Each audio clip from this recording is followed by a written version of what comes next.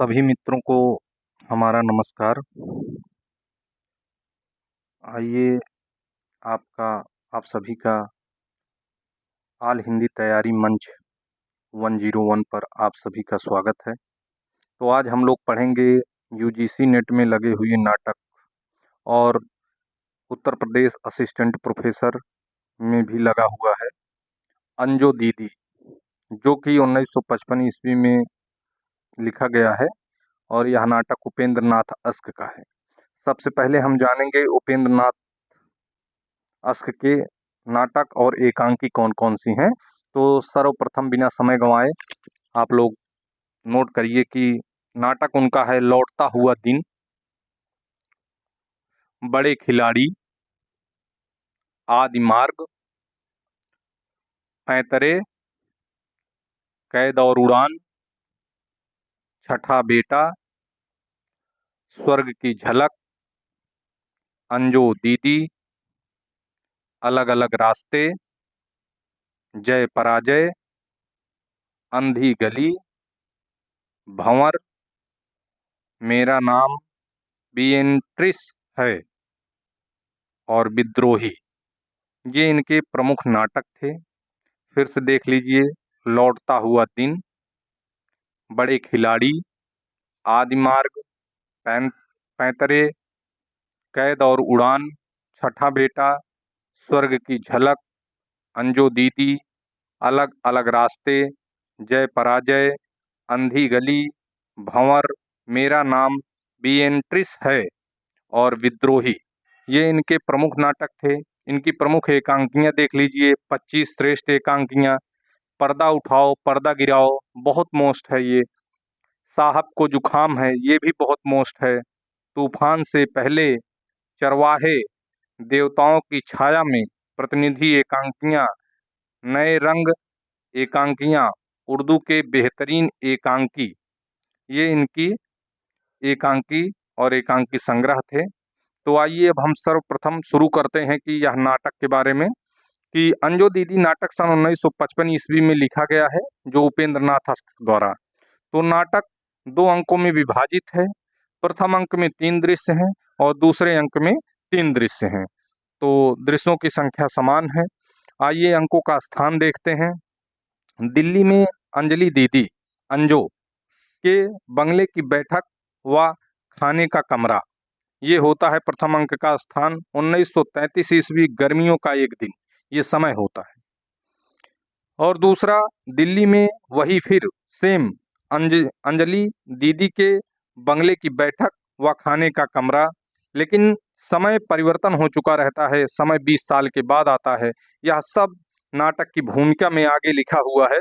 20 साल बाद 1953, सर्दियों का एक दिन। पहला अंक गर्मियों का दिन और दूसरा अंक सर्दियों का दिन। मोस्ट है, देखते जाइए कि पूछ सकता है कि पहले अंक में किस मौसम का जिक्र किया गया है, किस ऋतु का जिक्र किया गया है, और दूसरे में कौन सा मौसम है, सर्दियों का है, गर्मियों का है। तो आप लोग ध्यान रखिएगा, 20 साल के बाद। ठीक है, तो एक सेकंड।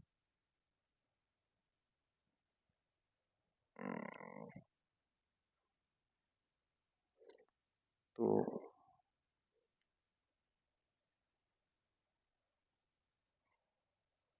फिर से आगे देखते हैं हम लोग। यहाँ तक हो गया। आगे देखेंगे कि प्रथम अंक अंजलि नाटक की नायिका है, पात्र हैं। प्रथम अंक में कितने पात्र हैं इसको देखेंगे। वैसे 7 पात्र हैं प्रथम अंक में, दूसरे अंक में 8 पात्र हैं। तो देखिए, अंजलि है नाटक की नायिका है, इंद्र नारायण है अंजलि के पति हैं जो वकील रहते हैं, अनिमा है अंजलि की सहेली है। ये गर्मियों में मतलब अंजलि के यहाँ दिल्ली आती है छुट्टी बिताने के लिए। और मुन्नी कौन है, अंजलि की नौकरानी है। राधु कौन है, अंजलि का नौकर है। नीरज कौन है, अंजलि और इंद्र नारायण का पुत्र है जो 11 वर्षीय है। और श्रीपत कौन है, अंजो दीदी अंजलि का भाई है और यह अंजलि के विपरीत चरित्र है। तो और यह नाटक जो है नायिका प्रधान है, ये भी जान लीजिए, स्त्री प्रधान नाटक है ये, इसको भी आप लोग नोट कर लीजिए। और श्रीपत इसमें मुख्य पात्र है।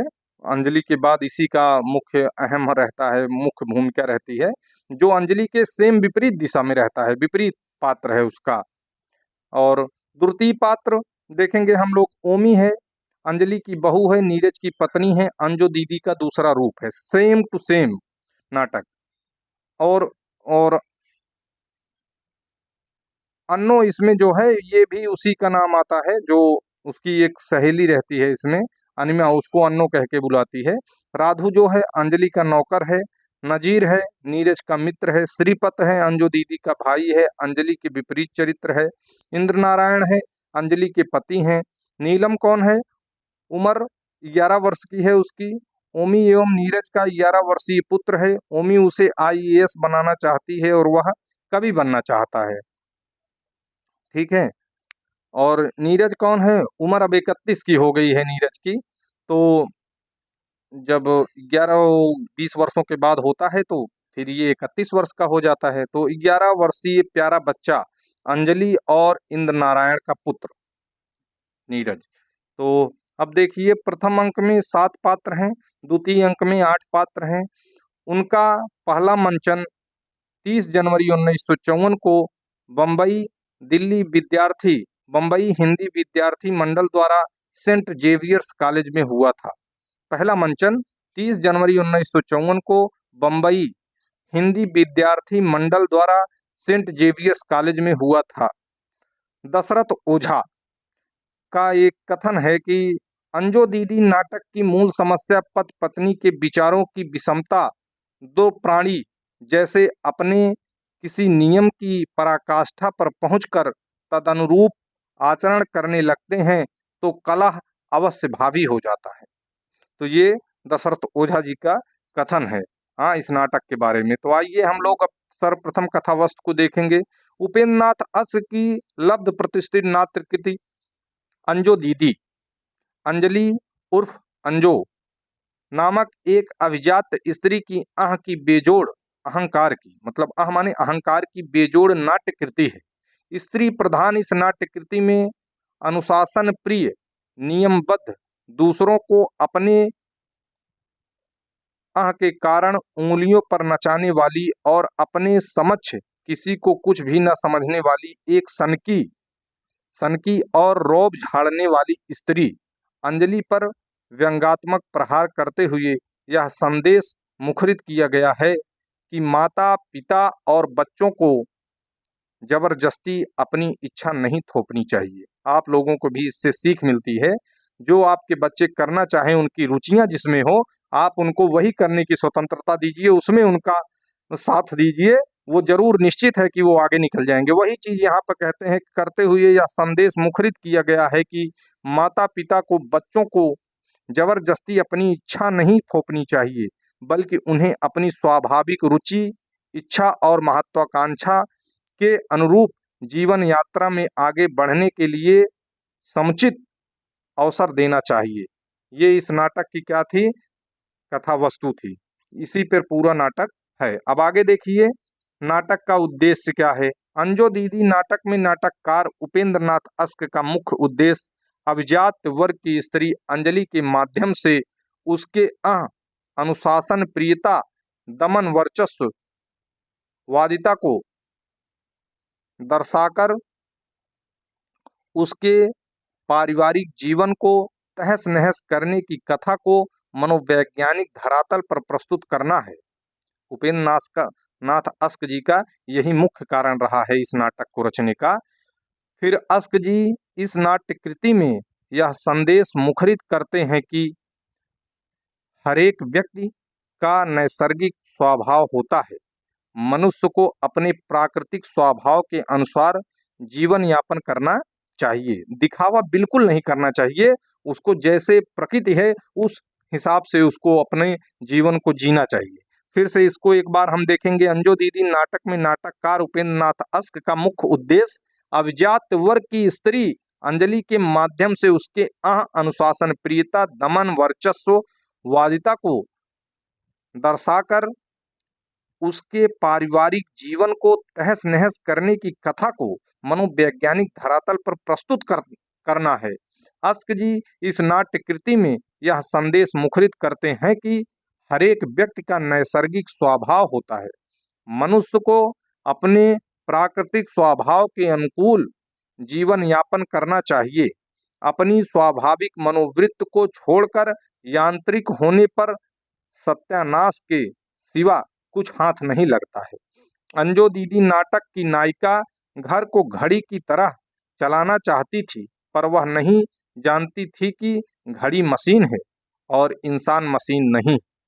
जब इंसान मशीन बन जाएगा तब मनुष्य के लिए वह सबसे बड़े खतरे का दिन होगा। इंसान का मशीन बनना सनक का दूसरा रूप है। अंजो यदि इस बात को समझ लेती तो इंद्र नारायण को ना चोरी से शराब पीने की लत लगती और ना अंजलि को मौत का आलिंगन करना पड़ता, क्योंकि अंजलि सुसाइड कर लेती है, अंत में मर जाती है, क्योंकि वो रोज रोज के किच किच से परेशान हो गई थी। उसके अकॉर्डिंग अगर कोई काम नहीं हो पाता था तो वह बहुत डिस्टर्ब हो जाती थी।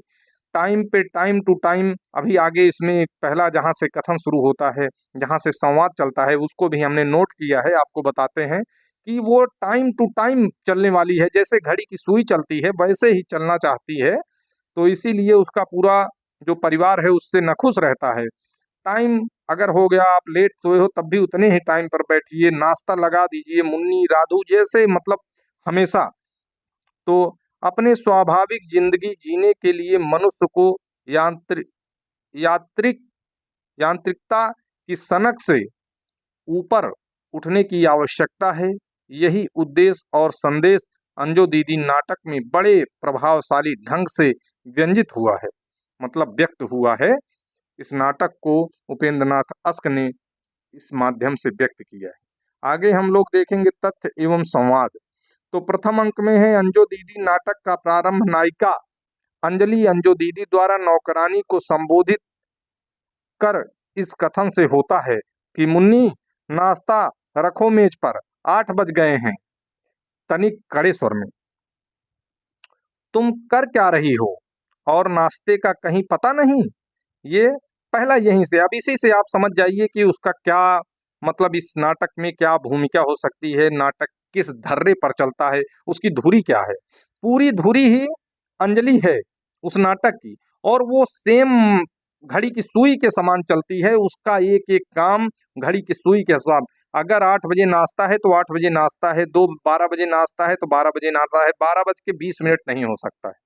तो ये नाटक को उपेंद्र नाथ अश्क ने दिखाया है। फिर उसके बाद दूसरा दृश्य आता है, कुछ क्षण बाद पर्दा गिर पड़ता है। प्रथम अंक का दूसरा दृश्य है, कुछ क्षण बाद पर्दा फिर उठता है। श्रीपत खाने की मेज पर जूतों समेत सोया हुआ है। मेज की चादर गोला सा बनी उसके सिर के नीचे तकिए का काम दे रही है। मतलब जो मेज पर पड़ी हुई चादर थी उसको वह लपेट कर अपने सर के नीचे रख लिया हुआ है, क्योंकि श्रीपत यात्रा करके आया हुआ है, वो भी 3rd क्लास में, तो इसीलिए वह सो रहा है। मेज चूंकि इतनी लंबी नहीं कि वह टांगे पसार कर लेट सके, टांगे पसार कर मतलब फैला कर, पसारना माने फैलाना, फैला कर लेट सके, इसलिए उसकी एक टांग दूसरे के घुटने पर है, लेकिन दोनों टांगे एक ओर को झुकी हुई हैं और अलग अलग होना होना ही चाहती हैं, मतलब दोनों टांगे फिर अलग अलग होना चाहती हैं। मेज के पास फर्श पर एक आधा जला सिगरेट पड़ा है। घड़ी में 12 बज रहे हैं। पर्दा फिर गिर जाता है। फिर तीसरा दृश्य आगे शुरू हो जाता है। तो आइए हम लोग लास्ट नाटक में देखेंगे। नाटक को ज़्यादा बड़ा नहीं करके बस मुख्य रूप से परीक्षा की दृष्टि से आप लोग इसकी भूमिका को अगर ध्यान में रखेंगे तो हमको लग रहा है कि इससे बाहर कुछ आएगा नहीं। इसके पात्रों को देख लीजिए, अंजलि है, श्रीपत हैं, इंद्र नारायण है, ओमी है, राधु है, नीलम है, मुन्नी है। तो इन सबको मतलब ध्यान में रखिए। एक पात्र नजीर है जो उसका मित्र होता है। तो मतलब आप लोग इसको 1-2 बार देख लीजिए, इसका प्रकाशन वर्ष देख लीजिए, इसके लेखक कौन कौन हैं, इस लेखक के अन्य नाटक कौन कौन से हैं, नाटक कहाँ से शुरू होता है, नाटक कहाँ पे अंत होता है, नाटक का मुख्य विषय क्या है, ये सारी चीजें आप लोग इस नाटक में देख पाए हैं। तो आइए हम लास्ट में नाटक कहाँ पर ख़त्म होता है तो देखते हैं कि जब अंजलि ख़त्म हो गई होती है, मतलब वो उसका देहावसान हो गया होता है, वो सुसाइड कर चुकी होती है, तो लास्ट में इस नाटक में एक पैराग्राफ आता है। इंद्र नारायण और उनके साले साहब जो हैं श्रीपत, दोनों लोग बैठे हुए हैं, अर्थात अंजलि का भाई है जो। तो इंद्र नारायण गिलास उठाते हैं और अंजो के चित्र की ओर देखते हैं। जरा सी गलती पर अपनी सनक में तुमने मेरे 5 बरस रेगिस्तान बना डाले। अंजो, ये कौन कह रहा है? इंद्र नारायण कह रहे हैं। मैं तुम्हें क्या कहूँ, इस कमरे पर बरसों से तुम्हारा जादू भारी है, मतलब तुम्हारा जादू ही चल रहा है, प्रभावी है। पर श्रीपत ठीक कहता है, यह जादू टूटना चाहिए। इस घर को उस घड़ी की तरह नहीं, इंसानों की तरह जीना चाहिए। कितना अच्छा सा इंद्र नारायण जी कह रहे हैं। पीने के लिए बैठे हैं क्या शराब, लेकिन पी नहीं रहे हैं। फिर कहते हैं धीरे धीरे मग उठाते हैं, लेकिन होठों के पास तक ले जाकर हाथ रोक लेते हैं। नहीं भाई, किससे कह रहे हैं? इंद्र नारायण किससे कह रहे हैं? श्रीपत से कह रहे हैं। नहीं भाई, मैं नहीं पी सकता। अंजो के जुल्म और उसकी सनक की बात मैं मानता हूँ, पर जब उस सनक के लिए उसने जान दे दी तो उसकी रक्षा करनी ही चाहिए। जाने दीजिए, और कितने दिन बाकी हैं? क्यों इन चंद दिनों के लिए उसकी आत्मा को कष्ट दूं? मतलब कह रहे हैं कि इन छोटे थोड़े दिनों के लिए उसने इस बात को लेकर कि उसने मतलब सुसाइड कर लिया, तो कैसे मतलब उसको मैं झूठा होने दूं? अर्थात 4 दिन कब तक जीऊंगा, कब तक नहीं जीऊंगा, इसलिए मैं नहीं पीऊंगा। भाई आप पीजिए, आप इंजॉय करिए। तो आगे कहते हैं क्यों इन चंद दिनों के लिए उसकी आत्मा को कष्ट दूं? मग को मेज पर रख कर अपने कमरे को चलते हैं, फिर रुकते हैं। लेकिन तुम पियो, मौज मनाओ, इस कमरे का जादू तोड़ो, हंसो, शोर मचाओ, जियो, जियो और खूब जियो। फिर आगे कहते हैं, फिर मुड़कर जाते हुए, लेकिन मुझे मेरे हाल पर छोड़ दो। कौन कहता है? इन नारायण, जो उसके जीजा होते हैं श्रीपत के, अंजलि के जो पति होते हैं, वो कह रहे हैं मुझे मेरे हाल पर छोड़ दो। सब किंग कर्तव्य विमूढ़। किंग कर्तव्य विमूढ़ का मतलब होता है जो ना आगे सोच सके, न पीछे सोच सके, कोई डिसीजन ना ले सके, वैसा व्यक्ति हो गया है। कौन? इन नारायण। सब किंग कर्तव्य विमूढ़ खड़े हैं।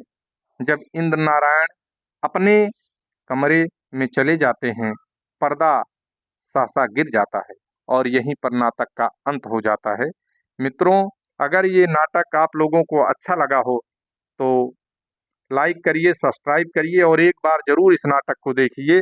इसमें भूमिका है, भूमिका से लिए गए कथन हैं, इसमें 2 अंकों में है, दृश्य है, कौन कौन से प्रमुख पात्र हैं, पात्रों का चरित्र क्या है, सब कुछ इसमें दिखाया गया है। बहुत छोटा सा नाटक, बहुत जल्दी में मैंने आपको ये पढ़ाया हुआ है, क्योंकि ज़्यादा टाइम हो जाता है तो आप लोग नहीं देखते हैं वीडियो। तो मित्रों, थोड़ा टाइम जरूर हो जाता है, वीडियो को जरूर देखें, लाइक करिए, सब्सक्राइब करिए, हमारे मनोबल को बढ़ाइए। ठीक है मित्रों, यही हमारे चैनल का नाम है, आल हिंदी तैयारी मंच 101, 101। ठीक है मित्रों, आज के लिए बस इतना ही। धन्यवाद।